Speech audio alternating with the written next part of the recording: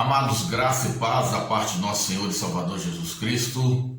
Que maravilha, estamos de volta para mais uma lição da Escola Bíblica Dominical, Casa Publicadora das Assembleias de Deus.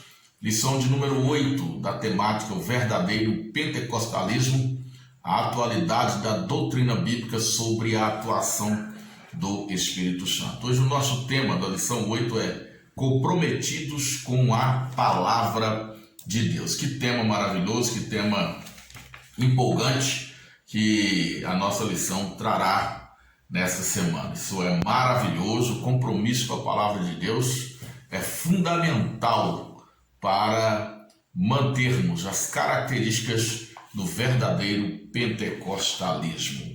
Nós temos o nosso textual em Lucas capítulo 11, versículo 28, apenas a parte B que diz: bem-aventurados os que ouvem a palavra de Deus e a guardam. Nossa verdade prática diz assim: a autoridade da Bíblia deriva de sua origem em Deus, e isso por si só encerra a suprema autoridade das Escrituras como plena e total garantia de infalibilidade. Bem, o objetivo dessa lição este domingo é destacar a importância de estar comprometido com a palavra de Deus. Qualquer experiência antibíblica ou extrabíblica é prejudicial à igreja. A Bíblia, ela é a única regra de fé e conduta para a vida cristã. A Bíblia, ela é o padrão de referência para avalizar qualquer experiência pessoal e coletiva no meio cristão. O Espírito Santo, ele não age fora da Bíblia, guarde isso. Ele testifica que a palavra é Cristo e ele torna essa palavra viva dentro de nós. O papel principal do Espírito Santo é gerar Cristo dentro de nós. E quando dizemos de gerar Cristo dentro de nós, toda a plenitude de Cristo, toda a plenitude divina vem para dentro de nós através do Espírito Santo. E ele é a semente incorruptível dentro de nós que no grande dia do Senhor, ou no grande dia de Cristo, nos transformará num corpo glorificado, e aí seremos plenos de toda a glória que fora perdida no Éden. Por isso, queridos, qualquer operação dita espiritual que contraria as Escrituras, ela não pode ter sua origem no Espírito Santo. Aí existe um dom que é muito específico, muito especial e necessário, que é o dom de discernimento de espíritos. Até porque a própria palavra já vai nos resguardar disso, e o próprio Deus já proveu esse dom, que é um dom espiritual, discernimento de espírito, para a gente conseguir fazer essa divisória, porque às vezes as aparências enganam. O Espírito Santo, ele é o intérprete das Escrituras. Nós, os pentecostais clássicos, como somos reconhecidos no estudo da história do pentecostalismo, prezamos pela leitura, pela exegese séria e pela aplicação verdadeira das Escrituras Sagradas. Então é importante frisar isso. Não existe pentecostalismo verdadeiro sem compromisso com a palavra de Deus ou com as Sagradas Escrituras. O primeiro tópico da nossa lição, ele vem trazendo para nós uma reflexão sobre a autoridade da Bíblia. O pentecostalismo clássico, ele teve a função de preservar os solas da reforma protestante. Dentre os 5 solas, nós temos o sola escritura. E essa preservação, ela nos faz romper com qualquer tradição antibíblica ou extrabíblica inserida na igreja na Idade Média. Bem, o ponto 1 fala sobre o sola escritura. Os 5 solas é um resumo prático, é uma síntese das doutrinas centrais do cristianismo desenvolvido pelos reformadores. Podemos citar aí Lutero, Zwinglio, Calvino, um conjunto de reformadores, nós temos outros nomes. Eles se preocuparam, eles se esmeraram em sintetizar a doutrina bíblica da salvação e combater as heresias ensinadas pelo romanismo. Então nós temos aí o sola gratia, que é somente a graça, ou seja, somos salvos pela graça, não há méritos humanos na salvação. O sola escritura, ou somente as escrituras, não há outra revelação no mesmo nível da Bíblia. O sola fides, que é somente a fé, não há necessidade de obras para a salvação, somos salvos pela graça por meio da fé. O solos Cristo, que é somente Cristo. Cristo é o único mediador entre Deus e os homens, e Cristo é o centro da igreja. E o soli Dei glória, que é somente a Deus glória. Não há outro ser que deva ser adorado pela igreja a não ser o nosso Senhor Deus, representado nas três pessoas como Pai, Filho e o Espírito Santo. Portanto, a igreja Assembleia de Deus, ela reconhece apenas a Bíblia Sagrada como escritura divinamente inspirada. Nós sabemos que a Bíblia ela foi escrita por cerca de 40 autores ao longo de 16 séculos, pessoas de diversas formações, diversas profissões, habitando em lugares completamente diferentes. Mas quando você ler do livro de Gênesis a Apocalipse, você consegue perceber uma unidade. A Bíblia não se contradiz, a Bíblia é inerrante palavra de Deus, porque ela tem 40 escritores, mas o seu autor é um só, o seu autor é Deus. A Bíblia é a palavra de Deus, a Bíblia foi inspirada, foi soprada por Deus. Então não há outro livro, bula, tese que possa receber o mesmo valor das escrituras. Pelo contrário, todos os demais atos e palavras devem ser submetidos ao crivo das escrituras. E estando em desacordo, devem ser veementemente combatidos e rejeitados, porque a Bíblia ela é a única palavra inspirada por Deus, portanto, a única regra de fé e conduta do crente ou dos cristãos. Mesmo, queridos, que essa palavra, esse ensinamento tenha vindo de um anjo. Vejamos o que a própria Bíblia vai dizer sobre isso. Gálatas capítulo 1, versículos 6 a 8. Maravilho-me de que tão depressa passasseis daquele que vos chamou a graça de Cristo para outro evangelho, o qual não é outro, mas há alguns que vos inquietam e querem transtornar o evangelho de Cristo. Mas ainda que nós mesmos, ou um anjo do céu vos anuncie outro evangelho, além do que já vos tem anunciado, seja anátema. Que maravilha! O apóstolo Paulo ensinando, ainda que eu mesmo, ele diz, ainda que eu mude de ideia, entenda as coisas de outra maneira, venha com outro evangelho, seja considerado anátema, porque esse é o evangelho de Cristo, o evangelho anunciado por Jesus, registrado pelos seus apóstolos, e como nós o temos no cânon sagrado. Esse é o evangelho que Paulo pregava e é o evangelho que deve ser crido e obedecido por todos os homens. A Bíblia, ela é, repito, a única regra de fé e prática para a vida cristã. Não podemos andar em desacordo com a palavra de Deus e não podemos exceder ou colocar coisas para dentro da palavra. Temos na teologia da pregação a exegese, que é o extrair para fora, o trazer de dentro do texto aquilo que ele está dizendo, é entrar na mente do autor, no pensamento do autor, para compreender aquilo que ele está falando no texto.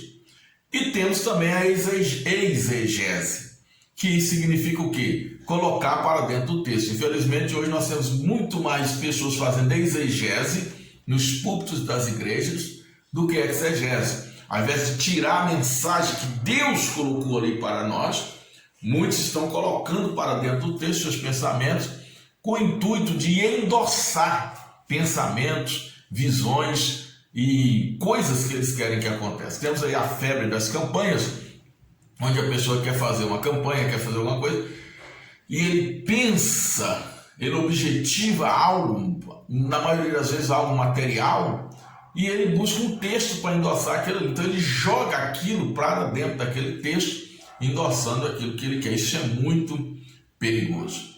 Tá? Nós temos que prezar muito mais pela exegese e não pela exegese. Não devemos de forma alguma querer colocar aquilo que Deus não falou dentro da Bíblia. Ouvir o que a Bíblia fala e não querer falar para a Bíblia ou pela Bíblia. Normalmente os heréticos eles vão jogar para dentro do texto os pensamentos e vão fazer essas aplicações distorcidas, desrespeitando as regras gramaticais, desrespeitando o contexto histórico, literário das escrituras, que são elementos necessários para uma boa exegese. Não deve ser assim. As escrituras elas são plenas. A Bíblia ela é suficiente para nos instruir acerca da salvação e a Bíblia é como uma bússola para nos guiar à vida eterna. Então, queridos, nós devemos crer na Bíblia, nós devemos obedecer à Bíblia, nós devemos viver o Evangelho pela palavra do Senhor. Nós temos que crer na supremacia e crer na suficiência das Escrituras, por ser ela a palavra de Deus inspirada e revelada a nós. O ponto 2 fala sobre nossos fundamentos. Os não pentecostais ou cessacionistas, como são conhecidos os adeptos da teologia da cessação dos dons, que diz que os dons cessaram com os apóstolos, eles nos acusam de valorar a experiência pentecostal acima das Escrituras. Porém, enganos. Nossas crenças não se baseiam nas emoções, nem no carisma ou nos dons. Nós entendemos que os dons estão na palavra, mas os dons não são a palavra completa. Ou seja, a prática dos dons não substitui a prática, a obediência da palavra, o estudo da palavra e a vivência na palavra. Pelo contrário, os dons são meios de trazer pessoas para o conhecimento da palavra. Então, nós não encerramos a nossa crença na experiência dos dons. Aliás, nós ensinamos que toda manifestação deve ser julgada pela palavra. Para nós, o cânon sagrado ele se fechou com os apóstolos no Novo Testamento.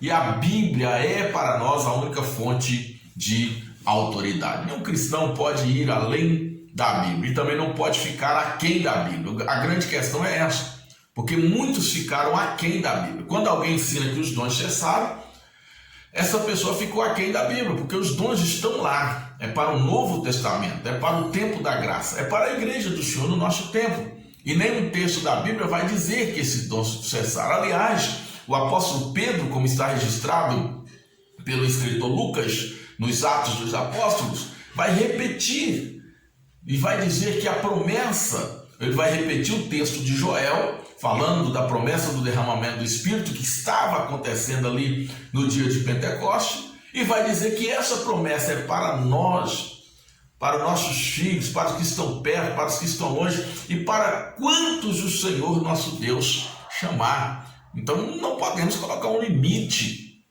nessa manifestação dos dons, do poder do Espírito Santo, para a era apostólica, os 100 anos após a morte ou ascensão de Cristo Jesus. É importante entender que a própria palavra está mostrando que os dons são para o nosso tempo. Agora, entenda também que nós não estamos com o exercício dos dons espirituais, com o usufruto dos dons espirituais, dizendo ou buscando uma nova revelação. Não. A Bíblia é suficiente. Nossa fé e prática se fundamenta na Bíblia, palavra escrita, divinamente inspirada. E todos os demais fatos, atos e acontecimentos se submetem às Escrituras e não podem estar contra ela ou fora dela. Se algo estiver contra a Bíblia ou fora da Bíblia, repito, não se pode dizer que vem do Espírito Santo de Deus. O terceiro ponto afirma: não somos deístas. É feliz o comentarista da nossa lição com este tema, o pastor Ezequias Soares, quando ele traz essa apologética, quando ele faz essa defesa, dizendo que nós somos deístas. Nós sabemos que existem os deístas, os teístas e os ateístas. Os ateístas, aqueles que não creem na existência de Deus. Os deístas creem que um Deus existe, creem que Deus criou, creem num Criador, mas dizem que Deus teria abandonado a sua criatura. Eles não creem nesse Deus imanente, apenas um Deus transcendente, um Deus que criou, que está longe, que está distante, que não se aproxima da sua criatura, que abandonou a criação à própria sorte.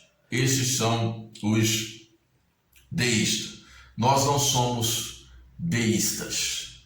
E se colocam também no grupo dos deístas aqueles que não creem nas manifestações atuais de Deus, não creem na intervenção de Deus, não creem que Deus cura hoje, não creem que o Senhor está aqui para expulsar demônios, para libertar, não creem que Deus fala hoje pelo ministério profético e pelo dom da profecia, não creem que Deus intervém nos negócios da igreja, na eclesia. Nós cremos que a igreja é do Senhor Jesus, que Ele dirige a igreja, que o Seu Espírito Santo está aqui conduzindo os nossos atos. Então Deus criou, Deus sustenta, Deus se relaciona com suas criaturas, Deus ele cerrou o cânon sagrado, mas o que a Bíblia revela e promete se cumpre no dia a dia aqui na terra. O Espírito Santo ele está em ação, por isso Deus nos fala pela sua palavra, por meio dos dons, sem que sem que os dons espirituais se revistam da autoridade canônica. É isso que precisamos entender. Mas todo dom ele fica submetido à autoridade da palavra inspirada. Então, é importante compreender isso e colocar isso para os nossos alunos, para a igreja, de que o dom de profecia é aquilo que Deus usa alguém em dom de profecia, mas aquela profecia ela precisa ser julgada, submetida às escrituras sagradas. Ela não está no mesmo nível da inspiração. Deus não está inspirando pessoas. Deus está apenas revelando aquilo que já foi inspirado, extraindo, aclarando, mostrando, para que haja um perfeito entendimento. Deus faz tudo que for necessário para salvar o homem. E é por isso que o Espírito Santo está aqui ativo, agindo pela salvação das pessoas. Isso é maravilhoso. Bem, o segundo tópico da nossa lição fala do zelo pela doutrina. Antes de falar aqui do zelo pela doutrina, é importante afirmar então que nós não somos deístas, nós somos teístas, ou seja, nós cremos num Deus que está presente, num Deus que age, num Deus que faz. Amém? Fez ontem, faz hoje e fará até o dia da sua vinda, quando seremos plenos na sua presença. Bem, zelo pela doutrina. A igreja ela precisa zelar pela doutrina. A Bíblia ela precisa ser interpretada para ser aplicada corretamente. Uma correta interpretação ela aclara o pensamento bíblico e evita vícios na doutrina. Normalmente, os credos e as confissões de fé da igreja, eles são produtos de um exaustivo estudo das Escrituras, com observação das regras hermenêuticas e que visam sintetizar a doutrina e possibilitar uma boa compreensão, uma clara compreensão da doutrina bíblica, fazendo uma organização daquilo que precisamos crer e que precisamos confessar, que precisamos ensinar aos demais. Bem, no ponto 1 nós temos aqui uma questão: ensino ou instrução? Nós sabemos que doutrinas é sinônimo de normas de conduta, dogmas, regras. Doutrina é regra, doutrina é normas de conduta. Quando falamos de ensino ou instrução, dos verbos ensinar ou instruir no português, pode significar o conteúdo do ensino, o conteúdo da instrução, ou também a prática do ensino, a prática da instrução. Uma pessoa vai ser ensinada em quê? Aí você tem o conteúdo do ensino. Esse conteúdo do ensino é o quê? É a doutrina, é a norma, é a regra, são os mandamentos que estão, e para nós aqui estamos falando da palavra de Deus, que estão ali na palavra de Deus. Então essa palavra, ela deve ser ensinada. As pessoas devem ser instruídas na doutrina. Uma pessoa doutrinada é uma pessoa ensinada, que é também uma pessoa instruída, ou vice-versa. Tá? Segundo ponto, fala sobre o conteúdo da fé. Nós temos a nossa grade teológica que chamamos de teologia sistemática. Você já deve ter ouvido falar essa palavra. O que é teologia sistemática? Um sistema de doutrina.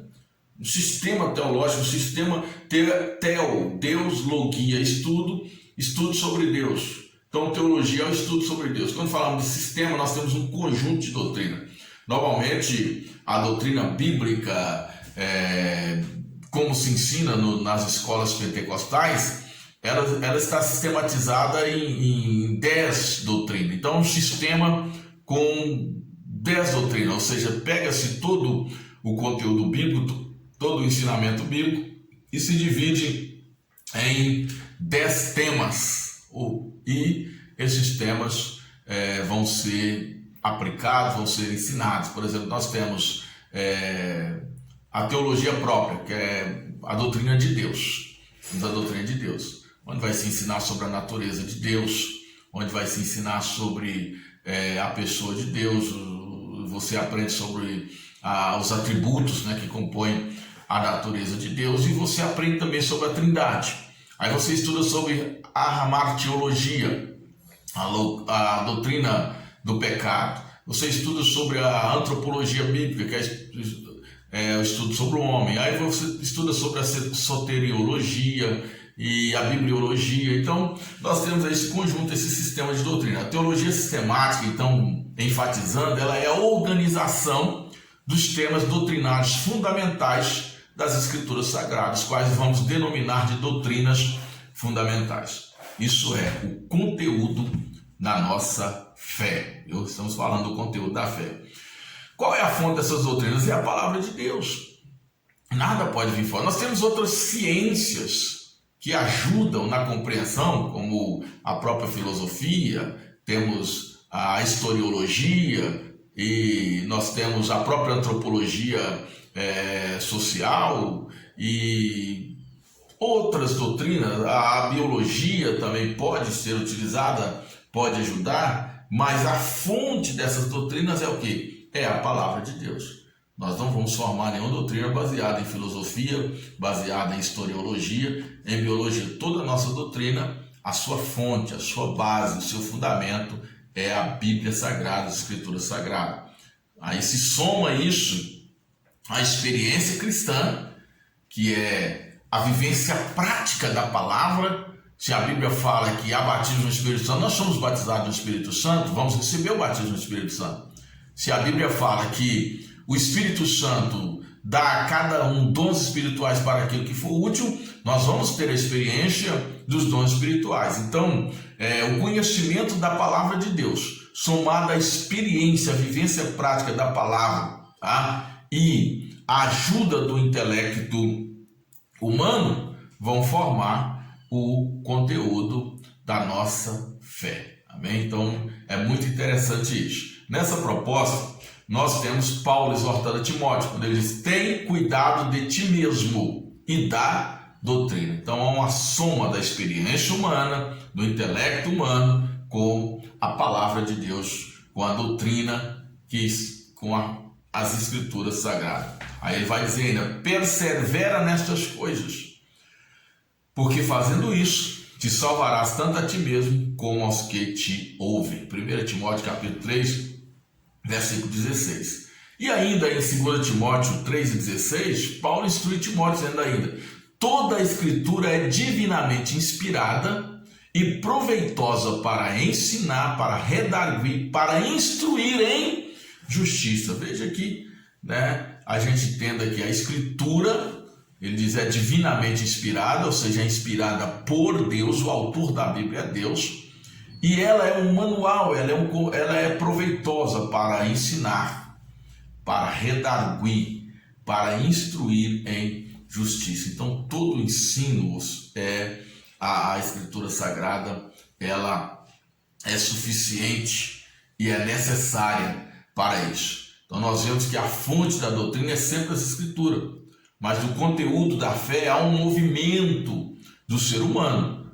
Tá? Se vai ensinar, tem que ter alguém querendo ser ensinado, tem que ter alguém para ensinar. Se é para instruir em justiça, justiça é uma coisa que vai operar nos relacionamentos. Então o ser humano, ele contribui nessa formação, com sua vontade, sua busca pela experiência cristã e a disposição do seu intelecto. Aí é exatamente por isso que nós temos escola bíblica dominical, cultos de ensino, escola teológica, precisamos produzir material, como nós temos as lições bíblicas, a nossa revista da escola bíblica dominical, temos o nosso inário cristão, todos esses meios, todo este movimento humano para ir ao encontro daquilo que Deus disponibilizou, dos dons que Deus disponibilizou e em especial da sua palavra, que é a fonte de toda a riqueza espiritual, de onde nós extraímos todo o conteúdo da nossa fé. Amém? O terceiro ponto fala: a nossa confissão de fé é a Bíblia. Olha que afirmativa maravilhosa. A nossa confissão de fé é a Bíblia. A Igreja Romana, ela ensinou que as bulas papais tinham o mesmo valor da Bíblia. Então, aqueles editos dos papas na Idade Média, eles eram valorados como a Bíblia, mesmo que contrariassem a Bíblia. Mesmo que contrariassem a Bíblia. Então, eles eram colocados, na verdade, de forma superior à palavra. Porque se a Bíblia dizia não, e um edito papal, uma bula dizia sim, aquilo passava a valer mais do que a Bíblia, do que a palavra de Deus. Portanto, esses editos então passavam a ser fontes de doutrina. Porém, a nossa confissão de fé ela não se baseia em escritos particulares.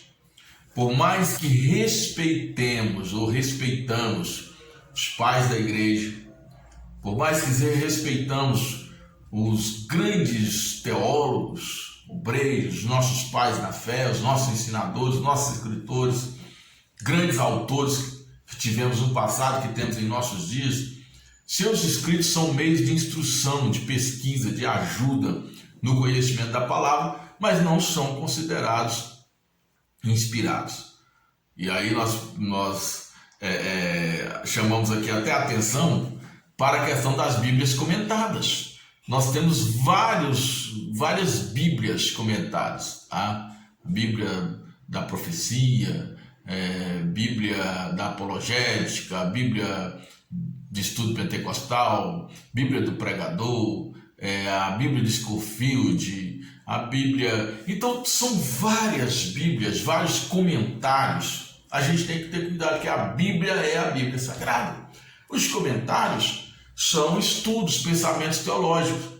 E aí a gente vai perceber, tá, que há divergências e a gente precisa ter cuidado quando a gente estuda determinados comentários, tá, nessas Bíblias comentadas que nós adquirimos, porque aí há conflitos.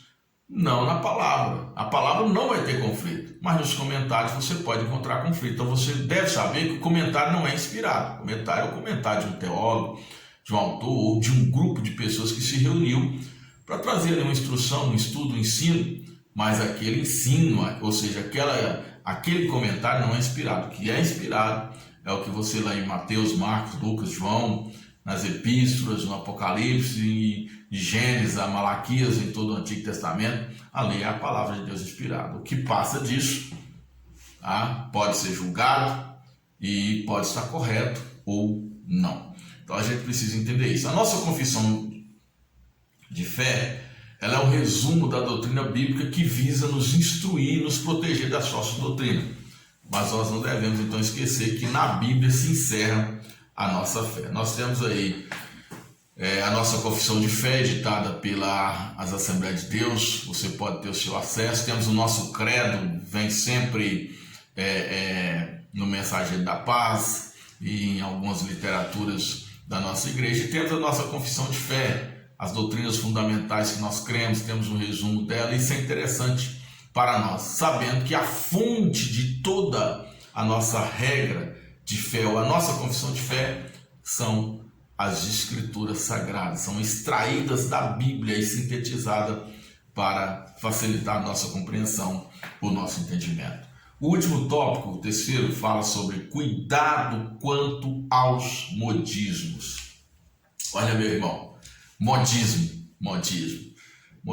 é muito perigoso. Nós somos tendentes à moda, o mundo vive de moda. Moda dos anos 50, dos anos 60, dos anos 70, moda de cabelo, moda de vestir, moda do óculos, a moda... são tantos tipos de moda, né? Tantos usos que vêm e vão. A moda, ela é volátil.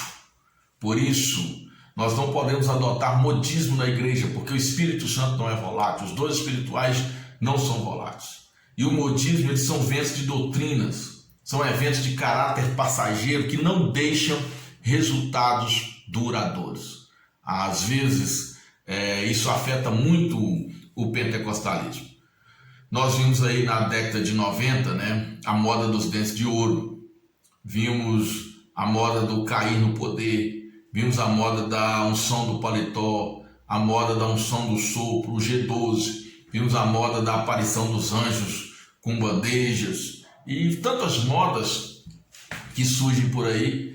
E são ventos que vêm e passam. Eu não vou nem chamar de ventos de doutrina, são ventos de coisas, de manifestações que aparecem e aquilo toma um espaço no meio pentecostal, toma um espaço no meio da igreja. E graças a Deus que na maioria das vezes se levantam homens de Deus, apologetas, e os pastores estão sempre atentos, porque isso muitas das vezes trazem muito mais prejuízo do que benefício para o Evangelho de Cristo.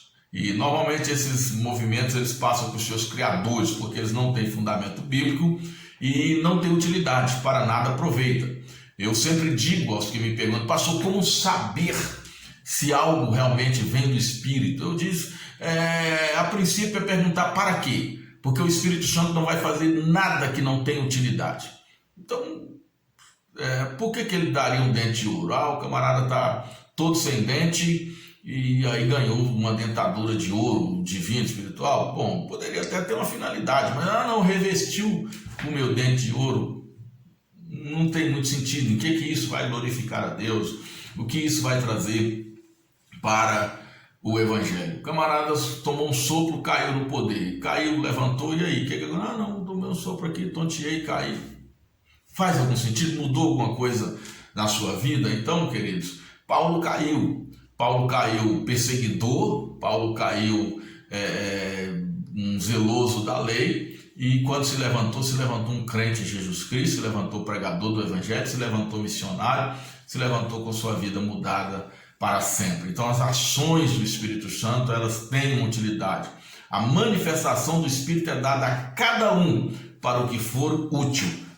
1 Coríntios 12, 7. Então a gente precisa fazer esse questionamento. O verdadeiro pentecostalismo, ele tem batismo com o Espírito Santo para a capacitação do crente com poder, tem dons espirituais para a edificação do corpo de Cristo, que é a igreja, e para a evangelização, e principalmente o fruto do Espírito, que materializa o caráter de Cristo em nós. Tá? O ponto 2 aqui do terceiro tópico diz: procura apresentar-te a Deus aprovado. 2 Coríntios 10, 18 diz assim: porque não é aprovado quem a si mesmo se louva, mas sim aquele a quem o Senhor louva. O Espírito Santo precisa nos avaliar. Temos que ser aprovados por Deus, reconhecidos pela igreja, para servir a igreja, para servir na obra do Senhor. A aprovação, gente, ela é resultado de um processo de instrução, de um processo de aprendizado. Então, quando o Senhor fala assim: eu não vos escolheste vós a mim, mas eu vos escolhi a vós, e vos nomeei para que vades e deis fruto. Então tem um objetivo no chamado, tem um objetivo na escolha. Como que essa pessoa vai dar fruto? Como que essa pessoa vai produzir? Como que ela vai alcançar o objetivo se ela não passou por um processo de instrução, de aprendizado? Então quando Jesus fala, eu vos escolhi, ele está primeiro delimitando o grupo. Era um grupo delimitado que ele escolheu, que ele capacitou e que ele tinha um objetivo com esse grupo. Então, por isso que o obreiro tem que ser aprovado. O obreiro não pode cair de paraquedas. Ele precisa passar pelo processo. E esse processo, principalmente, ele passa pela fundamentação na palavra. Isso é tão sério que o apóstolo Paulo recomenda, em especial a Timóteo, que os obreiros que se esmeram na palavra, que ensinam bem, sejam merecedores de duplicados honorários, sejam bem recompensados, sejam bem tratados pela igreja, sejam bem cuidados pela igreja, sejam bem remunerados pela igreja, porque se esmeram na palavra, sinônimo de aprovação, tá? Sinônimo de aprovação. E vai recomendar que o obreiro ele não seja irrepreensível, tá? E que seja apto para ensinar.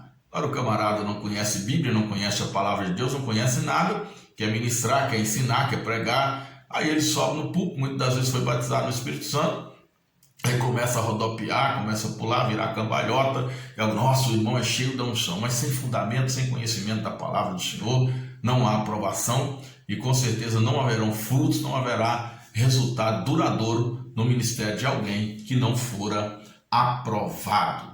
E quando a pessoa começa a se louvar, piorou, porque é o que o apóstolo Paulo escreveu aos Coríntios, capítulo 10, versículo 18, versículo com o qual abrimos esse subponto.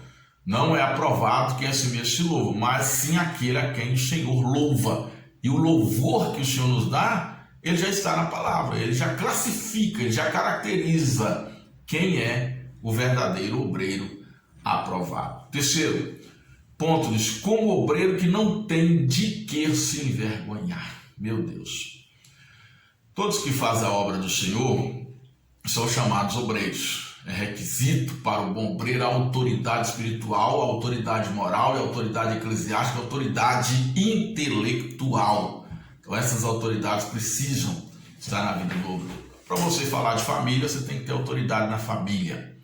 Para você falar de moral cristã, você precisa ter autoridade moral para falar sobre isso. Ter uma moral ilibada, ter um caráter verdadeiramente ilibado. Isso é muito importante, isso é muito interessante. Depois ter essa autoridade eclesiástica, que é essa aprovação da igreja, esse reconhecimento da igreja. E ter essa autoridade espiritual, que é a unção do Espírito Santo, o conhecimento das Escrituras Sagradas, a firmeza na palavra para testemunhar do Senhor. E em quarto ponto diz que maneja bem a palavra da verdade.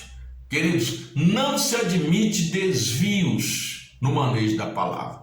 Essa palavra que maneja bem a palavra é aquele que corta reto, tá? Aquele que corta reto, ou seja, aquele que sabe o que está fazendo. É muito prejudicial quando o obreiro não se esmera na palavra.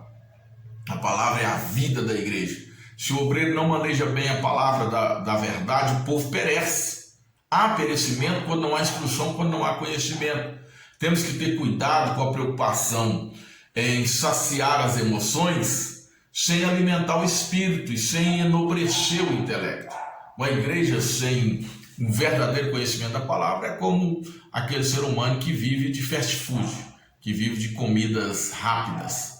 Ele vai adquirir doenças, vai adquirir males para a sua vida, porque não está sendo bem alimentado, não está sendo cauteloso com a sua alimentação para recompor as vitaminas, os sais, os carboidratos e tudo que o ser humano precisa para a sua sobrevivência com saúde. A saúde alimentar, ela é muito importante. As emoções, elas são voláteis, nós precisamos ter a capacidade no manejo da palavra para alimentar o espírito dos ouvintes e produzir crescimento espiritual e intelectual. A palavra do Senhor, ela produz crescimento em todas as esferas. Quando crescemos espiritualmente, crescemos moralmente, crescemos socialmente, crescemos, melhoramos como pessoas, melhoramos o nosso relacionamento. A palavra do Senhor, ela tem esse poder, esse grande poder, esse maravilhoso poder. É por isso que nós precisamos estar, queridos, aptos para a ministração da palavra. E é por isso também que nós devemos viver pela palavra. Nós devemos estar fundamentados na palavra, comprometidos com a palavra de Deus. O verdadeiro pentecostalismo, ele é aquele que não abre mão da supremacia da palavra. O compromisso com a palavra é elemento indispensável para a manutenção da sã doutrina e do original pentecostalismo. A Bíblia é a palavra de Deus inspirada, portanto, ela é a única regra de fé e conduta para o crente em Jesus. Comprometidos com a palavra. É assim que somos, é assim que precisamos permanecer vivendo a palavra na sua plenitude. Deus abençoe a sua vida e até a próxima lição, se Deus quiser.